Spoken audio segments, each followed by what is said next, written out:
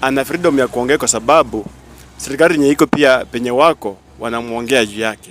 Wanamrushia cheche za matusi. So pia ni binadamu yafaa pia arudishe. Kulingana na uchumi ya Kenya, uchumi umekuwa mbaya sana. Kwa mfano, mafuta, si kama driver, tunaumia sana.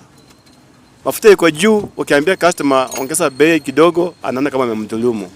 Kutoka hapa Bungoma town. Mheshimiwa Uhuru Muigai Kenyatta alikuwa sawa sana kukosoa kijana aliyekuwa kijana wake wa kazi. Ndio Ruto. Huyu Ruto kusema ukweli amepeleka nchi kwa mteremko ambao tuelewi tunaenda wapi. Kwa sema ukweli Uhuru Kenyatta, naomba rudi utuokoe. Ulikuwa na Raila na Raila ulikuwa umetupea, na tunaomba msamaha kama wa Kenya. Ulituelekeza lakini tukakataa kukusikia. Tunaomba msamaha. Kitu ya kwanza baba kama Uhuru Kenyatta tunakuomba msamaha. Kitu ya kwanza tusaidie kututoa katika serikali ya huyu jamaa. Vile ulikuja huko sawa. Tuondoe katika serikali. Mwenye utatuonyesha ni huyo ndio tutapea kura. Sasa Uhuru ameona watu wake wamenyanyaswa, wamefinyiliwa na amekuwa kama msemaji wa Kikuyu upande mwingine.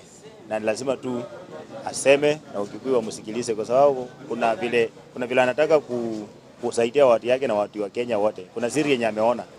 Sasa hiyo siri akitoa ama akiingilia siasa, kuna maneno ameona na labda anataka ilainike, ama anaona nchi haiendi mzuri na kuingilia siasa, huenda anaokoa na atakuwa anasaidia wa Kenya pamoja na watu yake. Mimi nikiingia kwa mata ya Mheshimiwa Raila Uhuru Kenyatta ako sawa. Kwa sababu gani? Ameona kwamba serikali aliyoacha na Wakenya aliyoacha wanaangamia. Hata nikiua mimi, nikiangalia nyumba yangu kama watoto wangu wanaumia, lazima nitaingia ndani sema hapana, mahali fulani kumefucha. Yeye ni retired president na yeye anafaa kuwa kama mshauri wa mwenye ako kwa kiketi. Maana ukiwa mzazi kwa boma, we kazi yako ni kushauri mahali vitu zinaenda, kazi zimeinama ama zinaharibika. Baada ya kusalia nje ya siasa kwa miaka miwili, Rais mstaafu Uhuru Kenyatta amerejea tena, huku akionyesha nia ya kutaka kumuunga mkono kiongozi wa Jubilee Fred Matiang'i kuwania urais mwaka 2027. Nikiripotia mtazamo wa Dira Runinga ya Tandao kutoka kwenye kaunti ya Bungoma, jina langu ni Felix Wanjala.